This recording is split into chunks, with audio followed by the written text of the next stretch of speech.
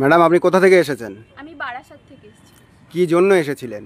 আসলে আমরা এসেছি দেগঙ্গার মাননীয়া এমএলএ সাহেবা রহিমা মণ্ডলের কাছে। আমাদের ওবিসি সংক্রান্ত কিছু দাবি আছে সংখ্যালঘু সম্প্রদায়ের, সেটা উত্থাপন করার জন্য আমরা এখানে জড়ো হয়েছি আজকে। বেশ, ওবিসি নিয়ে আপনার বক্তব্য কি? আসলে ওবিসি নিয়ে বলতে গেলে তো বিস্তারিত অনেক কিছুই প্রসঙ্গ টানতে হয়, সেই উদ্দেশ্যে কিছু কথা আমি বলতে চাই। আমাদের যারা ওবিসি সংখ্যালঘু সম্প্রদায় আছে সবার চক্ষু খুলে দেওয়ারও সময় চলে এসেছে, তাই আমি কিছু কথা সংক্ষেপে বলে তাদেরকে একটু জানাতে চাই ব্যাপারটা সম্পর্কে। তো পশ্চিমবঙ্গে 1/3 মানুষ হলো সংখ্যালঘু সম্প্রদায়ের মধ্যে পড়ে। তো 2011 সালে আদমশুমারি অনুযায়ী এটা ছিল 27%-এর কাছাকাছি, যেটা 2025 সালে এসে দাঁড়ায় 30%-এর মতো।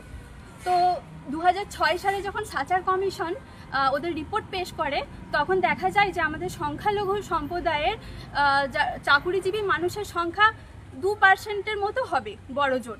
তো সেই সময় যে সরকার ছিলেন ওনারা 2010 সালে ওবিসি সংরক্ষণের জন্য 10% ওবিসি সংরক্ষণের একটা তালিকা তৈরি করেন। সেখান থেকে দেখা যায় 2020 সালে আমাদের সংখ্যালঘু সম্প্রদায়ের চাকুরিজীবী মানুষের সংখ্যা বেড়ে দাঁড়িয়েছে 5 থেকে 6%।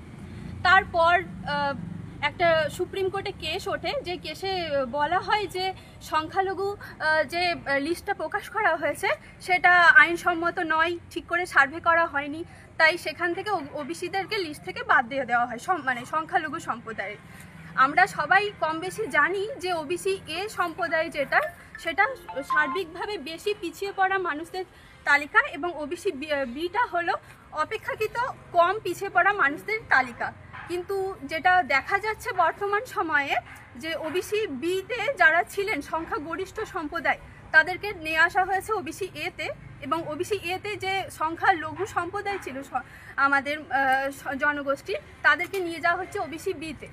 এতে যে সমস্যাটার সম্মুখীন আমরা হচ্ছি, বিগত কয়েক মাস ধরে দেখা যাচ্ছে যে সমস্ত ইউনিভার্সিটিতে উচ্চ শিক্ষার জন্য অ্যাপ্লাই করছে শিক্ষার্থীরা, যেখানে হয়তো 9টা সিট ছিল, সেখানে 9টাই হয়তো ওবিসি আসতো, সেখানে এখন দেখা যাচ্ছে 2টো বা 3টে ওবিসি আসছে, বা কোনো লিস্টে হয়তো কোনো নামই আসছে না ওবিসি সংখ্যালঘুদের।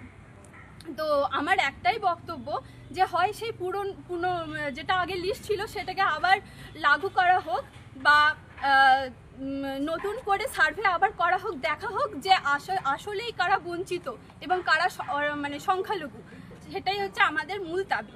আমি এসছি পিআইবি গ্রুপ থেকে।